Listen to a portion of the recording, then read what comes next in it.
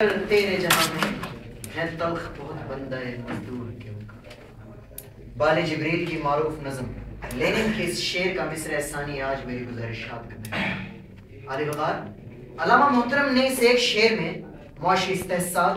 طبقاتی تفاوت، غریب کی قسم پر سے سب کچھ سمو کر رہے ہیں۔ اپنے خون پسینے سے ملک کا پہیہ چلانے والا، چمن کے مردہ پودوں کو اپنے لہو سے سینچنے والا یہ مزدور خود کس معاشی بے کسی و بے بسی کا شکار ہے یہ محتاج بیان نہیں، لیکن اگر اسے اندر سے جاننا ہے تو ذرا اپنے معیار کے خون سے باہر جنوری کی سرد راتیں ٹھٹرتے ہوئے کھلے آسمان تلے گزارنے کا دکھ کیا ہوتا ہے یہ بھلا گرم لحافوں میں دبک کر کہاں محسوس ہوتا ہے؟ جون کی تپتی دوپہروں میں دہکتے ہوئے بھٹوں میں اینٹیں جھونکنے کا کرب کیا ہوتا ہے یہ ایئر کنڈیشن کمروں میں بیٹھ کر کہاں محسوس ہوتا ہے؟ تو چلیے میرے ساتھ ذرا ان گلیوں بازاروں میں جہاں آج بھی مزدور کا گوشت بکتا ہے، تو سفر کیجئے میرے ساتھ ان شاہراہوں پہ جہاں غریبوں کا لہو بہتا ہے، تو نظر ڈالیے ان کارخانوں میں جہاں آج بھی مزدور ٹکوں کے بھاؤ اپنے خون کو بیچ رہا ہے۔ اب بھی پیٹ کی خاطر بک رہی ہے مجبور، اب بھی پیٹ کی خاطر بک رہی ہے مجبور، اب بھی ہے غریبوں کی اشک و آہ، اب بھی جھونپڑوں سے ہے نور علم کی دوری، اب بھی یار لبوں پہ ہے داستان مرج۔ علی وقار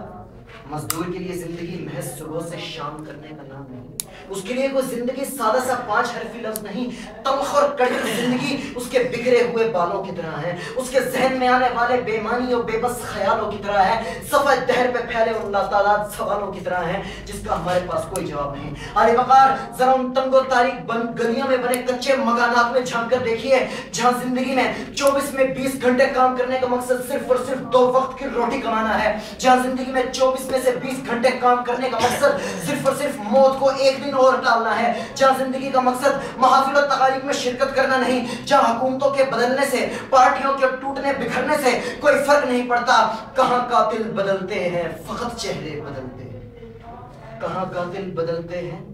فقط چہرے بدلتے ہیں، عجب اپنا سفر ہے فاصلے بھی ساتھ چلتے ہیں، وہ جس کی روشنی کچے گھروں کو جگمگائے گی، نہ وہ سورج نکلتا ہے نہ دن اپنے بدلتے ہیں، نہ وہ سورج نکلتا ہے نہ دن اپنے بدلتے ہیں۔ علی وقار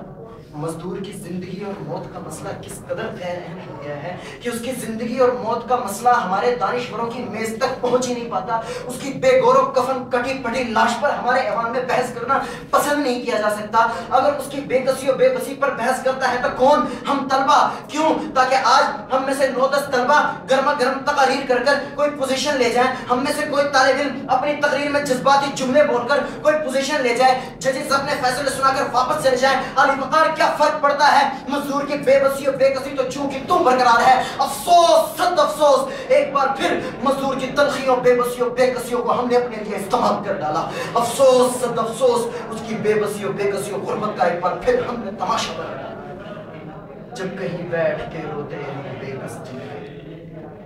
جب کہیں بیٹھ کے روتے ہیں وہ بے کس جن کے، عشق میں بہکتے ہوئے سو جاتے ہیں،